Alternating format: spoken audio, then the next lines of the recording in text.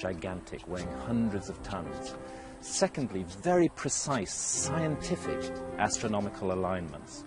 And thirdly, the greatest mystery of all, we don't know who built these monuments. We don't know when they were built, we don't know why they were built, and in most cases we have absolutely no idea how they were built. Historians and archaeologists present us with a kind of sanitized view of the past. We're presented with a picture of the past as though everything's sewn up and sorted out and everybody knows exactly what's happened. But if you go into this in depth, as I have done, what you find is that these historical opinions are pure speculation. They're not based on solid evidence at all. A monument like this one, made of stone, cannot be dated by any conventional means. All you have are the opinions of scholars, and whether it's here in England or in Egypt or in South America, the problem remains the same. Massive, completely anonymous monuments about which we know nothing, around which historians and archaeologists have elaborated fanciful theories based on absolutely no evidence whatsoever. All that we know about the people who built these monuments is what we can deduce from the monuments themselves. And if we look at these monuments with open minds and open eyes, we find something very interesting. Firstly, that the level of technology involved in creating them was high, the lifting and maneuvering of these huge blocks of stone. And secondly, that they incorporated fantastically accurate astronomical alignments, which could only have been the result of a very accurate observational science. So this is what the monuments tell us. They tell us that the people who built them were serious and intelligent people with a scientific outlook on life. And that's the testimony of the monuments. And no matter what the historians or the archaeologists say, the monuments continue to tell us that story. Tourists come from all over the world to be photographed at Greenwich, standing astride the prime meridian with 1 foot in the Western Hemisphere and 1 foot in the Eastern Hemisphere. They know exactly where they are on the planet. The science of determining exactly where we stand on the planet is a relatively recent one. Prior to the 18th century, ships were constantly being wrecked on coasts because the navigators had no idea within 100 miles to west or east of exactly where they were, and it led to the most horrendous accidents and disasters.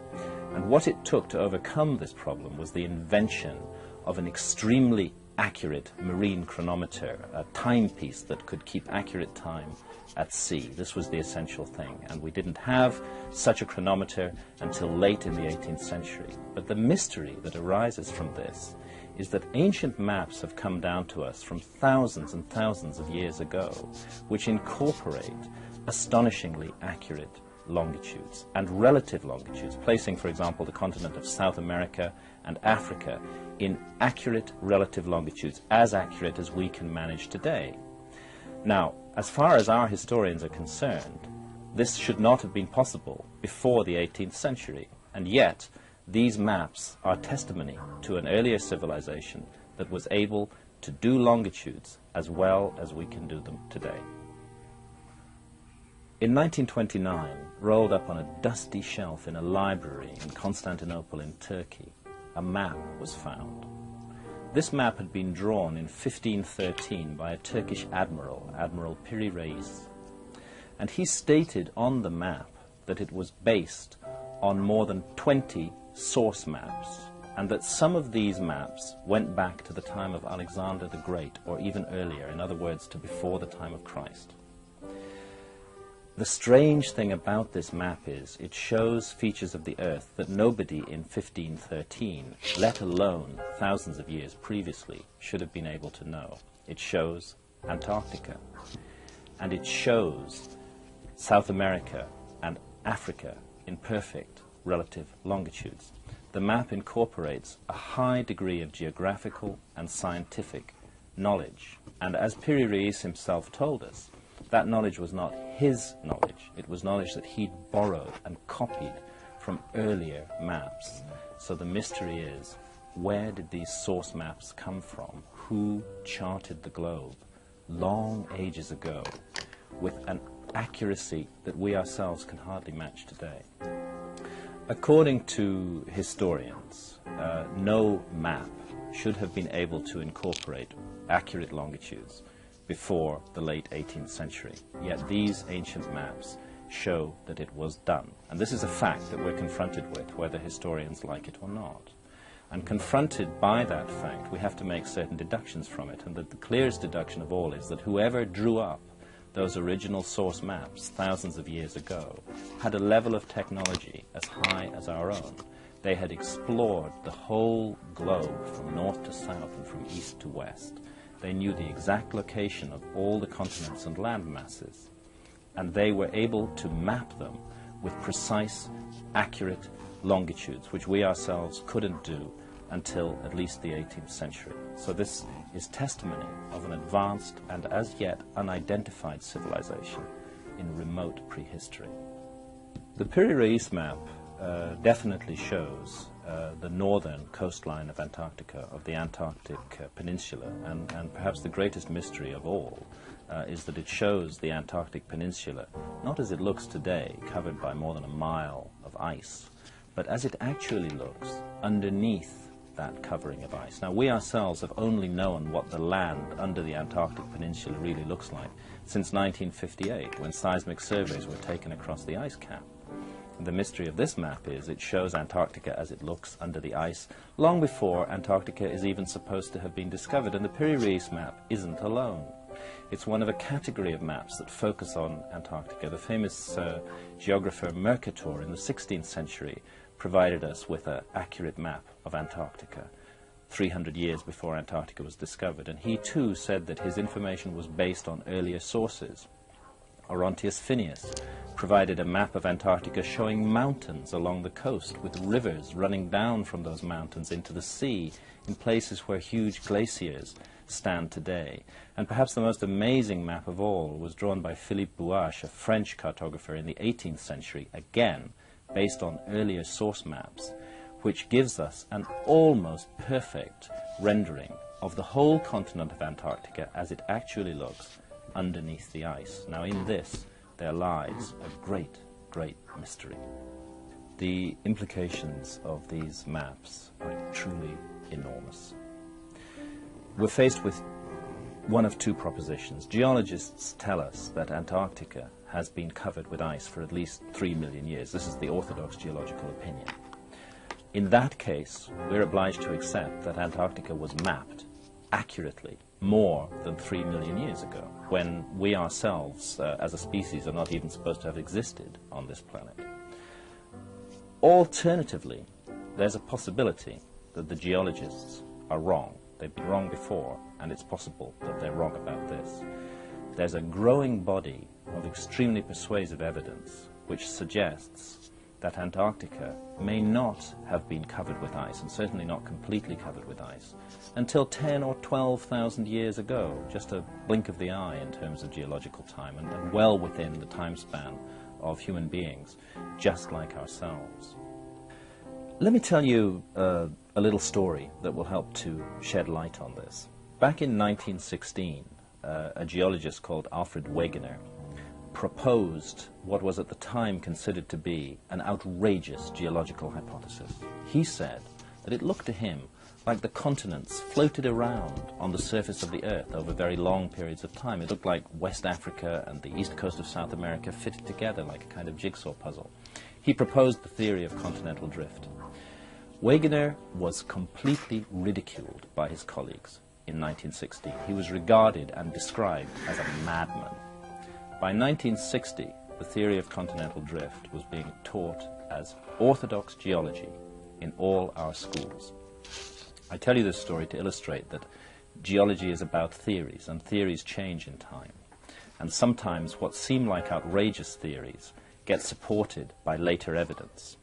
In 1953, another outrageous geological theory was proposed. It was proposed by a man called Charles Hapgood, a professor in America. And he suggested a very intriguing possibility, which is that the entire outer crust of the Earth, you know, we live on an 8,000-mile thick planet, and the crust, the hard crust of the Earth on which we all live, is only 30 miles thick. According to Hapgood's theory, this crust of the Earth can sometimes slip in one piece around the core of the Earth, rather like the loose skin of an orange moving around the fruit at the center of the orange. Now, interestingly enough, Hapgood's theory received an extremely strong endorsement at the time from one of the greatest minds of our century, Albert Einstein, who liked the physics of the theory. And I think if Einstein had lived, that we might have seen the theory of Earth crust displacement much more mainstream today than it actually is. But this theory explains how and why Antarctica could have been ice-free as recently as 12 or 15,000 years ago, quite simply because at that time the Antarctic continent was not positioned dead center within the Antarctic Circle as it is today, but was positioned further north, about 2,000 miles further north, according to Hapgood's and Einstein's evidence, and that a massive one-piece displacement of the crust of the Earth forced that continent southwards, dead center into the Antarctic Circle, and it was only then that the 2-mile and 1-mile thick ice cover that cover various parts of it today actually began to build up. It's just possible that as recently as 12 or 15,000 years ago, Antarctica wasn't covered by ice as it is today.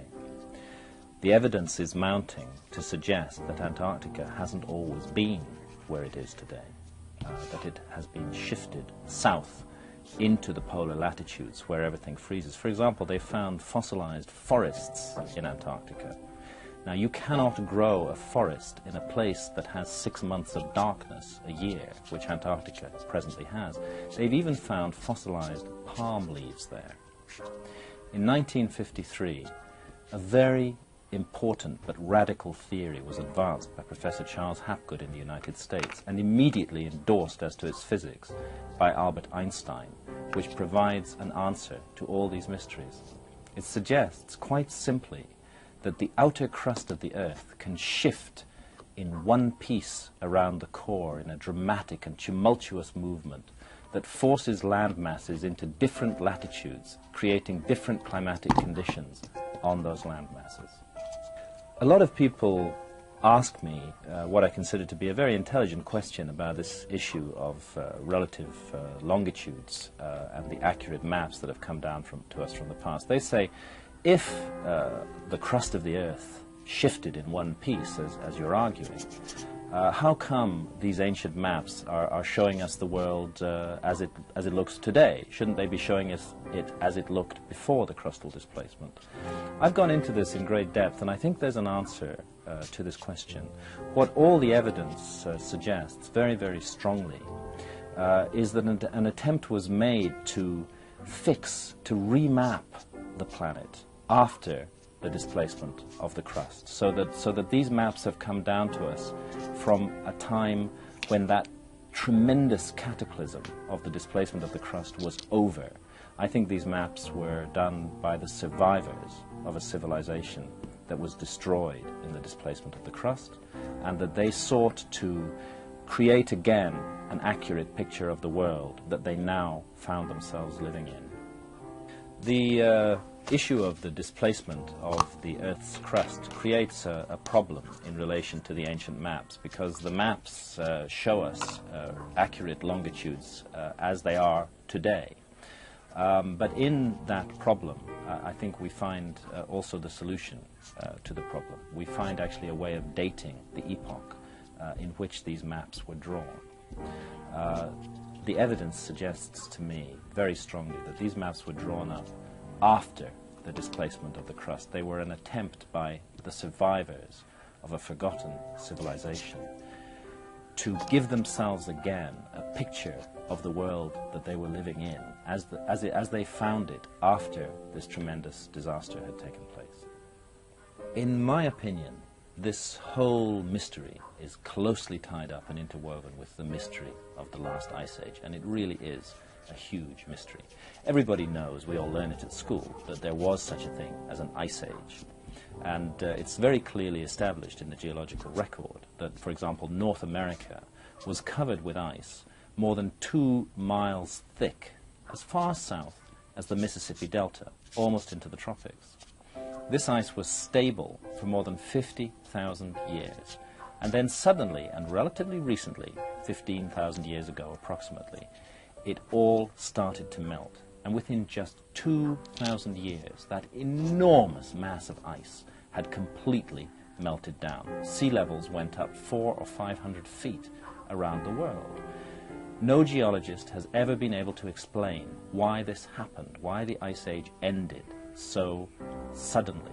But perhaps the answer lies in the theory of Earth crust displacement. Perhaps the reason that North America was covered with that massive ice was because at that time it was situated much more closely to the North Pole than it is today. It was then shifted south into warmer latitudes by a displacement of the crust, and that would explain, naturally, why all that ice melted so rapidly, because it was in a much warmer climate. The theory of Earth crust displacement actually explains many mysteries. It explains why there was a last ice age, it explains why the ice suddenly melted, and it explains also a very great mystery indeed, which is why we find literally flash frozen over large areas of northern Siberia and northern Canada enormous quantities of carcasses of mammoths and other large mammals which appear to have been hit by some kind of gigantic cataclysm. The evidence suggests that that cataclysm was a displacement of the crust, which forced some areas of the northern hemisphere south. It was a kind of swiveling, turning of the outer crust of the Earth. And while some parts of the northern hemisphere were shoved south, other parts, which had been in relatively warm latitudes, were shoved north, much closer to the North Pole, and almost literally overnight. This is the only theory that I've come across which can explain these hundreds of thousands of carcasses of basically warm weather animals very close to the North Pole today. All in a kind of zone of death all over the northern hemisphere, northern Siberia and northern Canada, we find the frozen carcasses of hundreds of thousands of large mammal species, mainly mammoths, but also woolly rhinos and other creatures of this kind. And when their stomach contents are examined, as they have been, they're found to have been grazing on warm weather vegetation, and yet they're now positioned extremely close to the North Pole. The only theory which really explains this mystery is the theory of crustal displacement, that the land that they were on was shoved into a much colder climate very suddenly. Charles Hapgood is one of the great unsung geniuses of our time.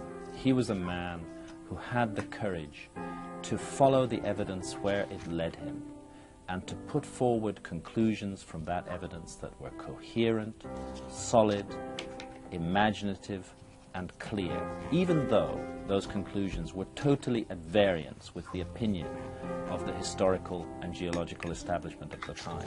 To put it simply, the man had guts. He backed his own findings with his own reputation. He was prepared to take the risk in order to get this truth out to the world, and he deserves recognition for that.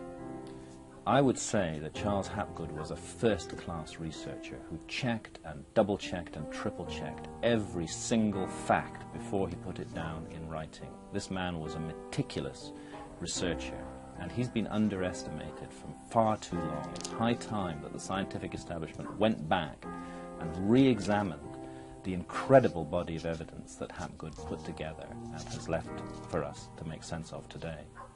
Why isn't Hapgood's theory of crustal displacement widely accepted today?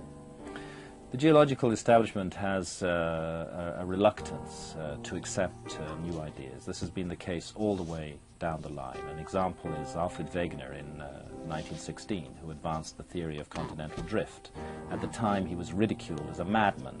Today, continental drift is taught as orthodoxy in all our schools, and I think it's the same with Hapgood. It's going to take a number more years to pass before the geological authorities are prepared to admit that he could be right. All over the world, we find traces of what I call the fingerprints of the gods. The echoes, the memories, the monuments left behind by a civilization that has not been identified by historians. But the great problem is that all we find are these faint hints and traces. We find the fingerprints, but we don't find the body.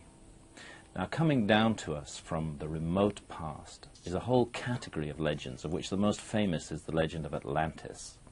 that speaks of a continent on which a great advanced civilization existed long ages ago. The problem with the whole notion of Atlantis, and what's really scuppered it as a workable theory up to now, has been the fact that nowhere around the Earth has anybody been able to find any traces of a lost continent. The idea that it's on the ocean bottoms doesn't work, because the ocean bottoms have all been mapped and there's no lost continents down there, either in the Atlantic or in the Pacific or anywhere else. Canadian researchers Rand and Rose Flemath came up with an answer to this problem, which I personally find very convincing and which ties in very closely to the theory of Earth crust displacement. Their answer to the problem is very simple. They say that the lost continent of Atlantis is actually Antarctica, and that it's under 2 miles of ice at the South Pole that we are going to find the great engineering works, the harbors, the buildings, the libraries of this lost civilization. That's where we're going to find the body, as it were, instead of just the fingerprints. Beautiful. What would you like to see now? Would you like to see somebody mount an expedition and go look for it? Are we running? Yes. I think that it's very important that these ideas should be taken seriously. We're operating in the realm of theory here. This is how human knowledge moves forwards, and theories can be tested. The theory that there may be the remains of a great lost civilization lying under the ice in Antarctica is a theory that can be tested. We have the technology and the ability to do it. All that it requires is the political and economic will to go to Antarctica and to use the latest techniques to look under the ice and see what's there. I think we should look. I think the case is compelling enough to justify scientific investment in this research. All over the world there are monuments that are rather like Stonehenge. What they have in common is extremely accurate astronomical alignments, and also a tendency for them to be built out of really very large blocks of stone. In the case of Stonehenge, most of the blocks weigh under 100 tons, and we could lift those blocks today. But there are other sites where blocks of 300 or even 400 tons in weight have been built up into intricate jigsaw puzzle walls. Theories have been advanced as to how these walls were built. Most cases, those theories have been advanced by people without experience in engineering. And when you talk to engineers about putting together walls made of 300 or 400 ton blocks of stone, they'll tell you very honestly, they just don't know how it was done. What all these ancient sites say, their testimony, if you like, is that ancient man, going back thousands of years before our time, was far, far more sophisticated than we're prepared to give credit for. That there was a civilization that was capable of mapping the heavens and the earth as accurately as we can ourselves today. That there was a civilization that was capable of lifting weights so heavy that even with the latest technology, we ourselves would find it very difficult to do the same job. The question that comes to my mind is, how long are we going to go on closing our eyes to the possibility of a huge forgotten episode in human history, to the possibility that the historians haven't got it all quite right, to the possibility that we may be a species with amnesia, and that there may be something in our past, a great lost civilization, as all the myths and legends say, that we haven't yet come to terms with at all. I get the feeling that all over the world people have become dissatisfied with the sterile, dry, and frankly meaningless answers to the great mysteries of life that are given by science and by history. More and more people, and I would say it runs into tens and perhaps even hundreds of millions around the world, are increasingly aware that we're a much more mysterious species than we give ourselves credit for, and that there are many more mysteries and secrets in our past than we are prepared to accept at the moment. And this intuitive sense that people have is driving them to re-examine the past of the human race. Whether or not the historians and the scientists want to do it, the people themselves are leading the way in this quest for the truth about our own past. what's happening here is that intelligent people, ordinary members of the general public, who should never be underestimated, are themselves completely dissatisfied with the picture of the past that is being given to them. More and more evidence is coming out, and very gradually, very slowly, but very surely, this evidence is beginning to overwhelm the old historical model that we've been living with. Now, it's natural enough that those who have a vested interest in the existing historical model, for example, historians, Egyptologists, archaeologists, are going to be extremely reluctant to let it go, because they're blowing away their own careers when they do that. And this is why the move in this direction is coming from the general public, who are seeing the new evidence, who are putting two and two together and realizing that the answers are not provided by orthodox history, and who are actively seeking for an answer to the whole problem. I would say that it's most important of all to question authority. Actually, it's very clear. If we look at the history of science, even within recorded history, we can see that the great advances in science have always been made against a background of enormous resistance from the quote-unquote establishment. If we just blindly accept what the so-called authorities tell us, then we'll never make any kind of progress in ideas. It's essential to keep an open mind to all possibilities and not to be bound down by theories and ideas put forward by an entrenched establishment who have a vested interest in those very theories and ideas. I wrote Fingerprints of the Gods because I wasn't satisfied with the answers that were being given to me to a huge series of mysteries around this planet. Most mysterious of all, a series of ancient sites that have never been properly explained by historians. These sites I think of literally as the fingerprints of the gods, as marks left on our planet by a lost civilization that we have not yet properly identified. And amongst those sites, two in particular are extremely interesting. One is Giza in Egypt, where the Great Pyramids and the Sphinx stand. And on the other side of the Atlantic, on the other side of the world, is Tiwanaku in the high Andes in Bolivia. Possibly the oldest city ever been built, the oldest city surviving to this day. Archaeologists tell us that Tiwanaku dates to just 500 AD. On what is this theory based? It's based on the carbon dating of organic artifacts found buried around the gigantic stones out of which Tiwanaku is built. That's like saying that we can date Westminster Cathedral in London, which was built hundreds of years ago, on the basis of somebody buried in it 10 years ago. It's completely illogical. Tiwanaku is an extraordinary site. It's built of gigantic blocks of stone, which in some cases weigh more than 400 tons each. It's astronomically aligned with enormous precision. And when we do the astronomical calculations on Tiwanaku, we find that what those alignments are telling us is that this city was laid out 15,000 years ago, at least 15,000 years ago. And that also ties in with the geology of the site, because it's very clear, and even Orthodox archaeologists don't dispute this, that Tiwanaku was built as a port on the shores of Lake Titicaca. Now, Lake Titicaca today is almost 15 miles away from Tiwanaku and more than 100 feet lower. Of course, different lakes lose their water level at different rates, but I've talked to experts from the British Geological Survey who are working in that area at the moment. And they tell me that for Lake Titicaca to have declined as much as it has from the edge of the city of Tiwanaku would have taken at the very least 10,000 years to happen.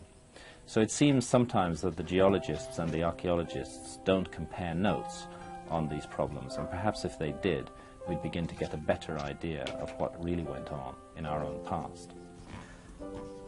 Situated at an altitude of 12,500 feet above sea level, Tiwanaku in the high Andes in Bolivia is one of the strangest and most mysterious sites in the world.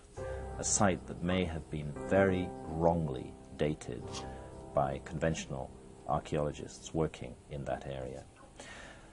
Round about the turn of the century, a great Bolivian scholar called Arthur Poznansky, a professor at La Paz University, began a 50-year study of the ruins of Tiwanaku. Year in, year out, no matter what the conditions, no matter what the weather, Poznansky was up there, excavating, measuring, carefully calculating the alignments of the site. And as a result of that 50 years of work, he came up with an extraordinary conclusion. He concluded on the basis of astronomical alignments that Tiwanaku had been laid out more than 15,000 years ago, long before any civilization known to history is ever supposed to have existed. When the Spanish first arrived in South America, they asked the local people, the Incas at that time, who built this incredible city of Tiwanaku with these gigantic blocks of stone? Did you build it? The Incas said no. In fact, they laughed at the idea. They said we had nothing to do with this. This was built thousands of years before our time. It was built, they said, by gods or demigods, who they called the Viracochas, bearded, pale-skinned men who came from across the seas, they said, in a time of darkness and turmoil, when civilization had been destroyed, to restore the health of society, to bring back culture to a devastated land. And all the legends and traditions state that it was these mysterious bearded strangers, long ages ago, who built the city of Tiwanaku. The best bet is that the powerful statue, the middle of the three pillars in the subterranean temple in Tiwanaku, is an image of this bearded civilizing hero, Viracocha. Certainly the beard is very evident on the face, and the features of the face in no way resemble the features of a native of that area. He looks like a foreigner, and in fact, so much was he remembered to have looked like a foreigner that when the Spanish first arrived in South America, bearded, pale-skinned, coming from across the sea by boat, exactly as Viracocha was said to have come in all the legends, the local people had first welcomed the Spaniards, believing that they were the gods returning. But unlike the Viracochas, who brought only good things with them and who tried to create civilization and a prosperous and worthwhile society, the bearded Spaniards who came to South America destroyed everything that they found in their way. They obliterated almost all traces of the ancient civilizations that had lived in that area. They wiped clean one of the memory banks of mankind. Is the upper statue also Viracocha? It's been speculated that the statue on the side of the gateway of the sun also represents Viracocha.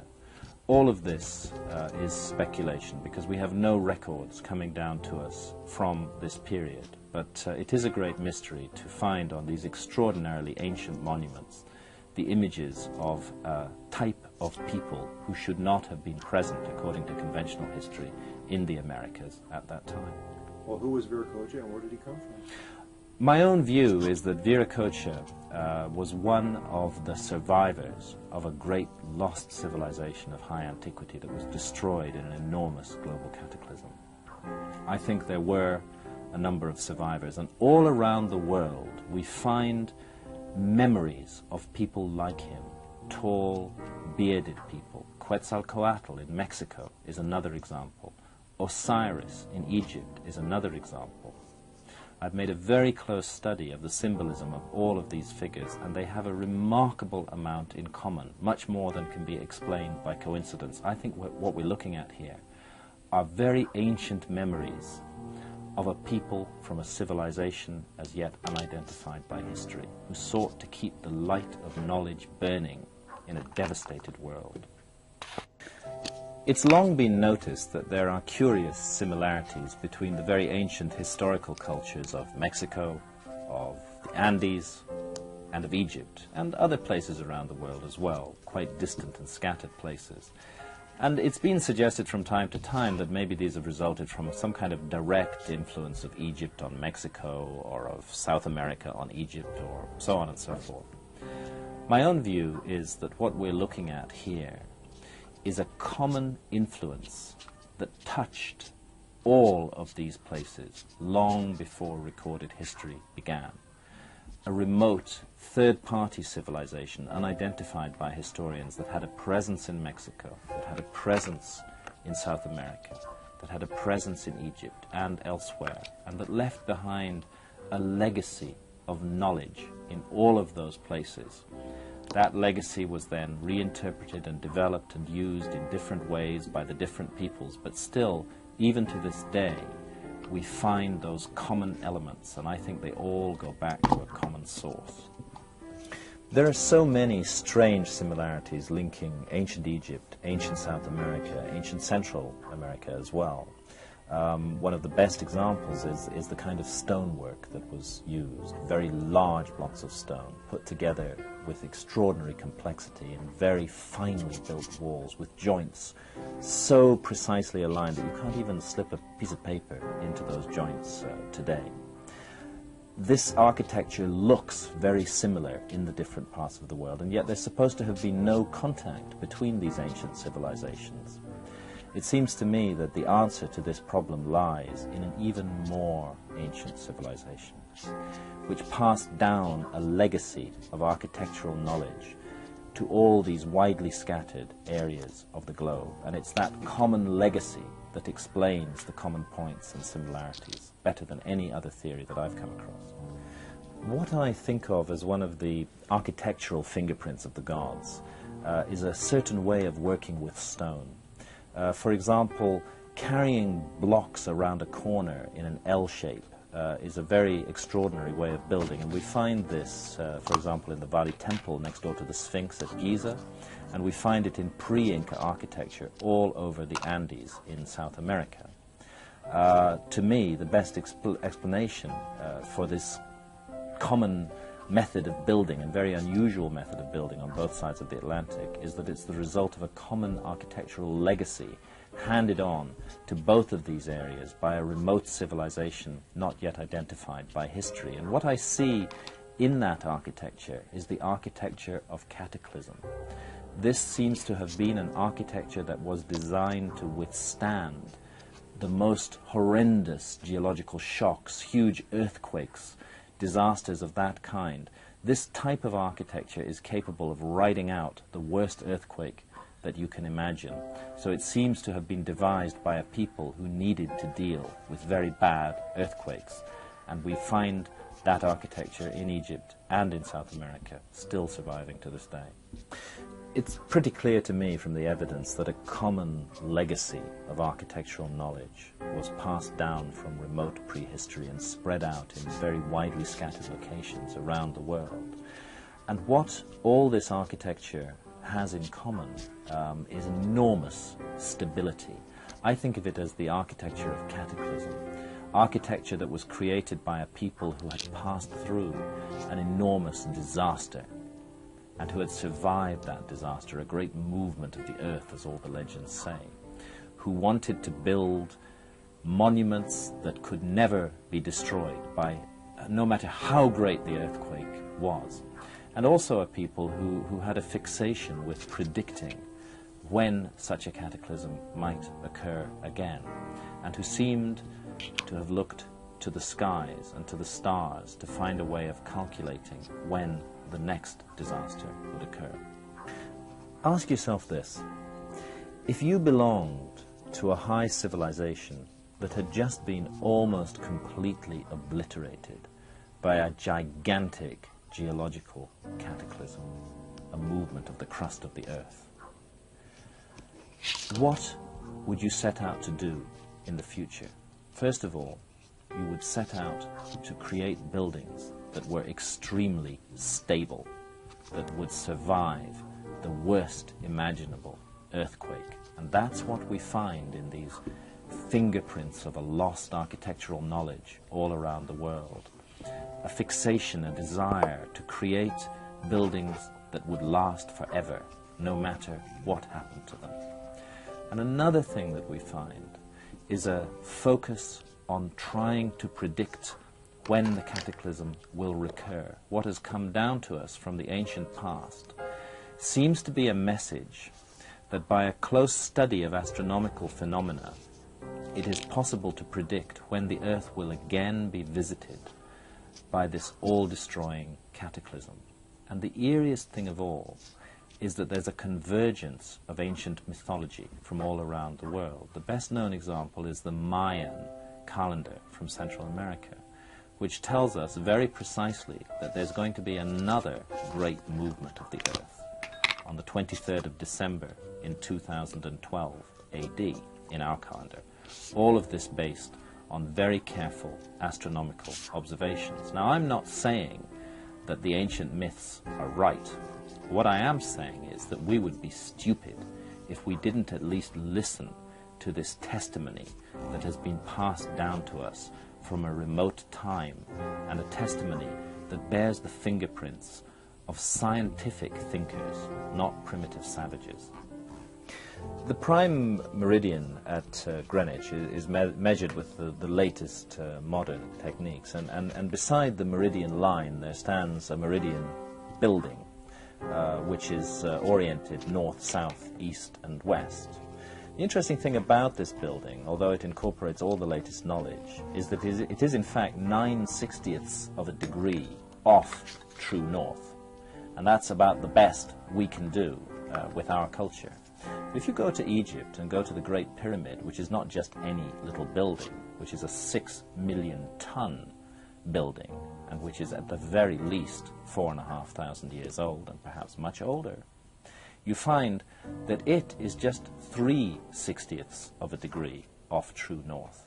Now, what this tells us is that the people who built the Great Pyramid were people with advanced scientific knowledge, with the ability to express that knowledge with incredible precision in the most remarkable monument that has ever been built on the face of this earth.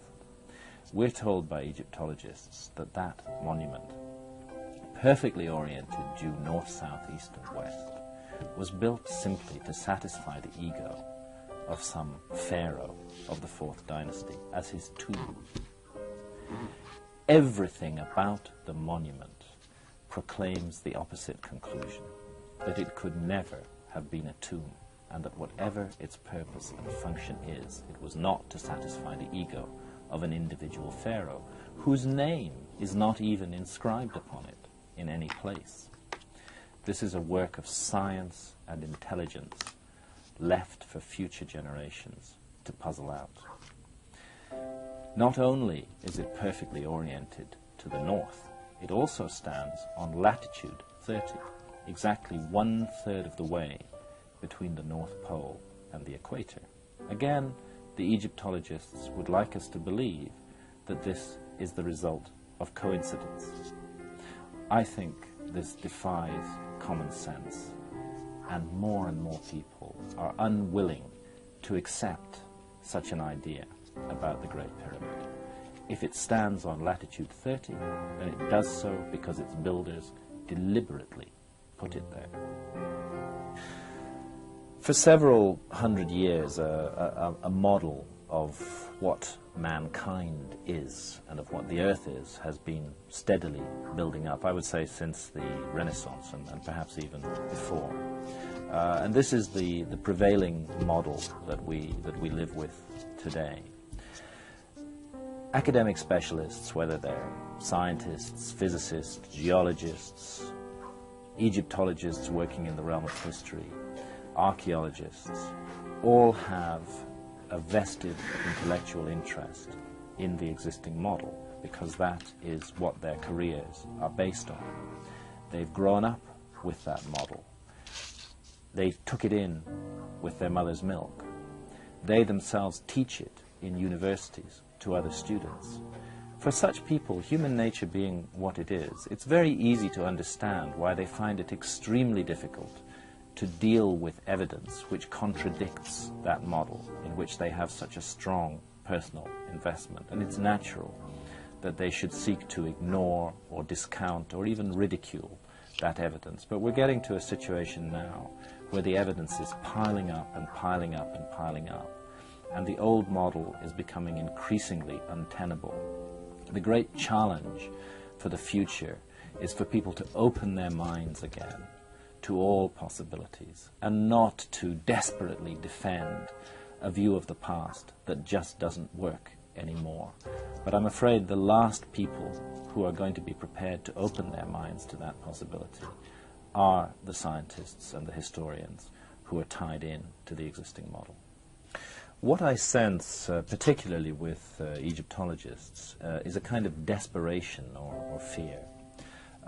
They themselves can't be completely blind to the new evidence that's coming up that contradicts the model that they've been working with. But they realize that if they admit even one tiny point of that new evidence, that's going to be the thin end of the wedge, which is going to overturn the whole model on which their careers are based, and also their whole idea of what the past of mankind is. It's extremely difficult psychologically for anybody to accept such a revolutionary overturn of everything that they hold to be true, and it's natural that they should resist as strongly as possible the new ideas that are coming up. But these aren't just ideas. This is evidence. Evidence from all over the world which casts doubt on the old model. And that's why people are increasingly turning away from the orthodox authorities and reading books like Fingerprints of the Gods to find answers to the mysteries that puzzle them as well. The model of the old world and the new world is deeply rooted in the conventional historical view that America was discovered in 1492 by people from Europe, and that's when its history begins, although of course we know that the Americas were inhabited for long, long periods before that. But what nobody has ever considered is the possibility that there may have been an earlier world altogether, a civilization on this planet way before what we call history began, in that deep, dark period called prehistory, from which no records have come down. A civilization that knew the world as well as we do ourselves, and which did not divide it into categories of old and new, but that left its traces everywhere for us to rediscover today. I am convinced by the evidence that we are a species with amnesia. We have forgotten something of great importance from our own past. And I think in that terrible forgetfulness, we may find the explanation for why we're so confused, so disturbed, so mixed up, so lacking in direction as we face the coming millennium. There's a real sense of disorientation spreading around the world. And I think the only way that we're going to overcome that is to recover this incredibly important episode from our own past that we've kind of blanked out and forgotten. When we recover it, we'll realize for a start that our civilization isn't the apex of creation. It isn't the pinnacle towards which everything has been building throughout all of geological time. Rather, it's part of an up and down, a flow in history that goes on, of civilizations, that it's possible for a civilization to reach a very high level of advancement and be wiped out. This is something we've never really confronted, and we need to confront it, that a great civilization of the past was so completely destroyed that almost no traces of it are left. The same thing could happen to us. This knowledge should teach us humility. I think what has happened, and it's a process that's taken hundreds of years to come to fruition, is a growing dissatisfaction with all the old answers that have been given to us. Conventional religion no longer works. It doesn't provide us with the explanations we need to make sense of what we see going on around us. Science doesn't give us any meaning in our lives at all. It wants to reduce everything to accidental collections of molecules. there's a profound dissatisfaction with that, and a strong feeling that there must be something more, and people are searching for this. History doesn't give us the answer either. It envisages a straightforward, linear evolution of society from primitive to advanced today, and yet all of us grew up in our childhood hearing the myths and legends of the Golden Age, and we have a sense that there may be truth in those myths and legends, a truth that history just hasn't come to terms with at all.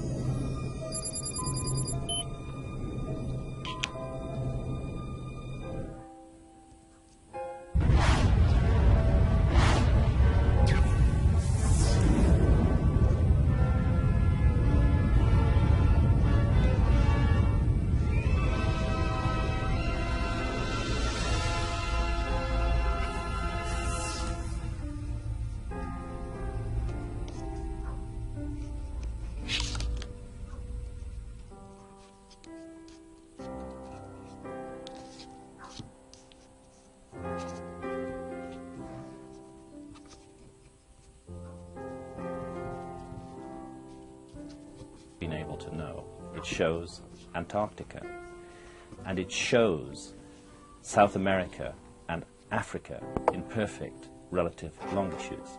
The map incorporates a high degree of geographical and scientific knowledge, and as Piri Reis himself told us, that knowledge was not his knowledge, it was knowledge that he borrowed and copied from earlier maps. So the mystery is, where did these source maps come from? Who charted the globe long ages ago with an accuracy that we ourselves can hardly match today? According to historians, no map should have been able to incorporate accurate longitudes before the late 18th century. Yet these ancient maps show that it was done. And this is a fact that we're confronted with, whether historians like it or not. And confronted by that fact, we have to make certain deductions from it. And the clearest deduction of all is that whoever drew up those original source maps thousands of years ago had a level of technology as high as our own. They had explored the whole globe from north to south and from east to west. They knew the exact location of all the continents and land masses. And they were able to map them with precise, accurate longitudes, which we ourselves couldn't do until at least the 18th century. So this is testimony of an advanced and as yet unidentified civilization in remote prehistory. The Piri Reis map definitely shows the northern coastline of Antarctica, of the Antarctic Peninsula, and perhaps the greatest mystery of all is that it shows the Antarctic Peninsula, not as it looks today, covered by more than a mile of the planet, is a relatively recent one. Prior to the 18th century, ships were constantly being wrecked on coasts because the navigators had no idea within 100 miles to west or east of exactly where they were, and it led to the most horrendous accidents and disasters. And what it took to overcome this problem was the invention of an extremely accurate marine chronometer, a timepiece that could keep accurate time at sea. This was the essential thing, and we didn't have such a chronometer until late in the 18th century. But the mystery that arises from this is that ancient maps have come down to us from thousands and thousands of years ago, which incorporate astonishingly accurate longitudes and relative longitudes, placing, for example, the continent of South America and Africa in accurate relative longitudes, as accurate as we can manage today. Now, as far as our historians are concerned, this should not have been possible before the 18th century, and yet these maps are testimony to an earlier civilization that was able to do longitudes as well as we can do them today. In 1929, rolled up on a dusty shelf in a library in Constantinople in Turkey, a map was found. This map had been drawn in 1513 by a Turkish admiral, Admiral Piri Reis, and he stated on the map that it was based on more than 20 source maps and that some of these maps went back to the time of Alexander the Great, or even earlier, in other words, to before the time of Christ. The strange thing about this map is it shows features of the Earth that nobody in 1513, let alone thousands of years previously, should have ice. But as it actually looks, underneath that covering of ice. Now, we ourselves have only known what the land under the Antarctic Peninsula really looks like since 1958, when seismic surveys were taken across the ice cap. The mystery of this map is it shows Antarctica as it looks under the ice long before Antarctica is even supposed to have been discovered, and the Piri-Reis map isn't alone.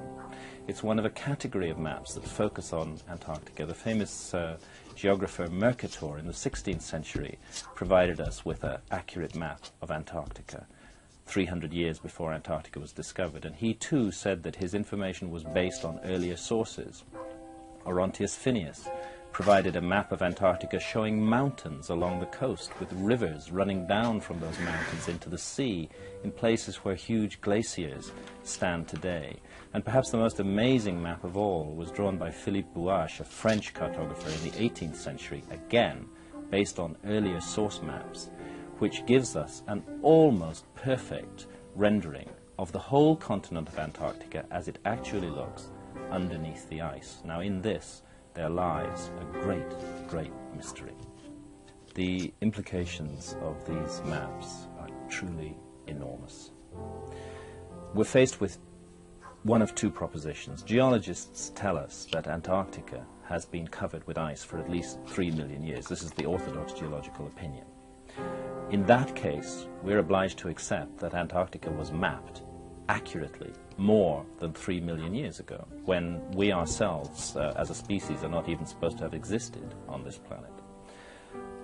Alternatively, there's a possibility that the geologists are wrong. They've been wrong before, and it's possible that they're wrong about this.